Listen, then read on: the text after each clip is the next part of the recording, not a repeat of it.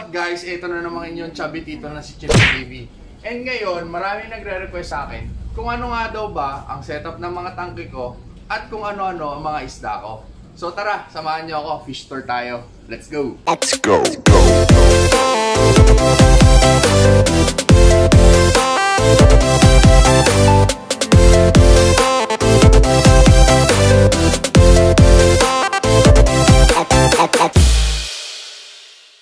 So, ito yung main tank ko.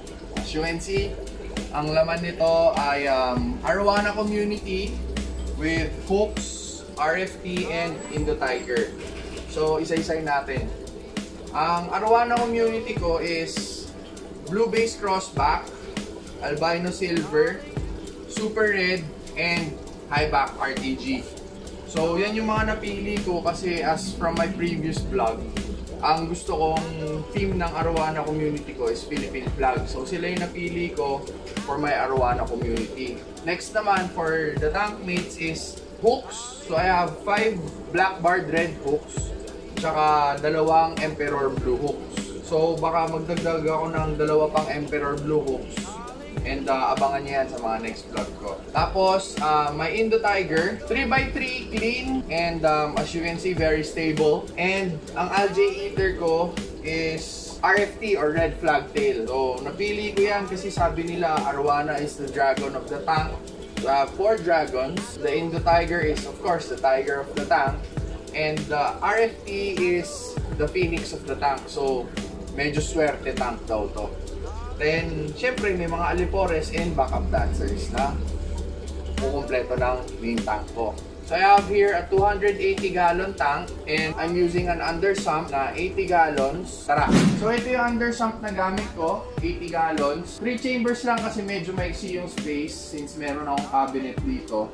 Pero, 80 gallons pa rin yan. So, first chamber ko is of course, purely mechanical. Filter wool, filter sack from the return pipe. Tapos, puro jack mat and koi mats. Tapos, second chamber ko is purely backy roll. I have roughly 200 pieces ng backy roll. 200 or 210 pieces nandyan. And then, I have, sa last chamber, meron akong around 15 kilos ng assorted lava rings, ceramic rings, and nanoporous. So, I'm using civilian pump na 6,000 LPH. I forgot kung anong model ng civilian yun. Tapos, meron akong 1,000 watts heater. Contrary to popular belief kasi, mas matipid yung mas mataas ang wattage. Kasi mas mabilis namamatay yung mismong heating element mo. So, ang kailangan lang gawin ng heater is mag-maintain ng temperature. Tapos, I have plants, photos. Namatay kasi yung mga water lettuce dahil wala pa silang ilaw noon. Pero ngayon may ilaw na, magdadagdag ulit akong water lettuce. Tapos meron akong full spectrum na LED light na nakatutok sa mga plants. So kahit nasa ilalim sila, hindi din natatamaan ng araw, buhay pa rin. And then ang setup ng main tank ko is I have wave maker, dual head, and then dalawa, yung isa dual head, yung isa single head na 20 watts.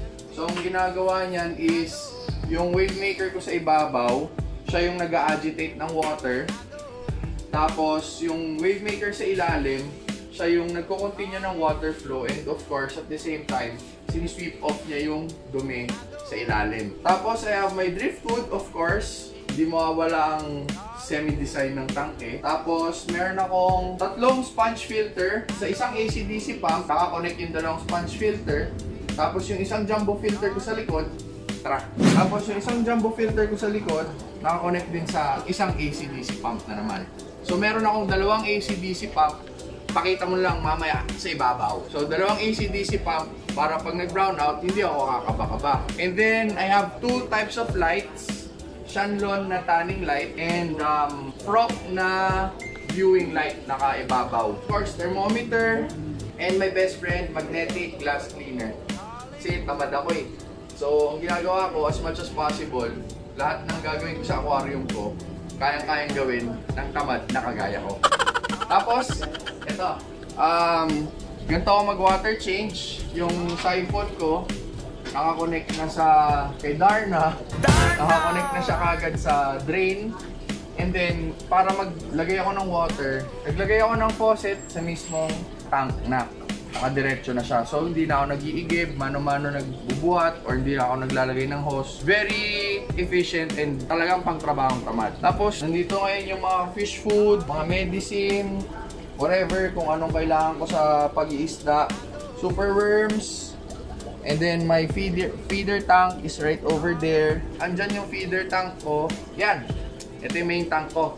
Punta natin yung maliliit. So ito ngayon yung mga small tanks ko. Beta ang napili ko sa maliliit na tanke. So ito wala nang iba-iba pang abobots. Wala nang mga air pump, wala nang filter, wala nang whatever. Ito ang mas mahirap pa kaysa sa main tank ko. Kasi ito mano-mano mag-water change. Talagang nakatimba. So, I have sa taas, 4 na 6x6x8. So, nandito yung mga crown tail, Dumbo ear, half moon. Tapos sa ilalim, 2.5 gallon tank.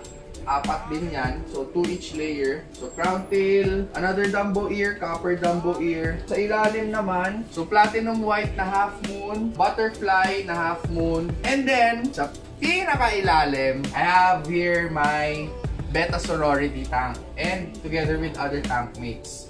So, meron ako ditong 8 na betas, female betas, and then with their backup dancers. Tiger Barb, Green Sumatra, Rosy Barb, Swordtail, Neon Tetra, Danyos, and Guppies. Naka-aquascape lahat sila, lahat ng tanks ko. Naka-setup yan with Wi-Fi extension. So, pag may gusto akong kontrolin, like patayin, buksan, sindihan, gamit ko lang yung cellphone ko. Ito.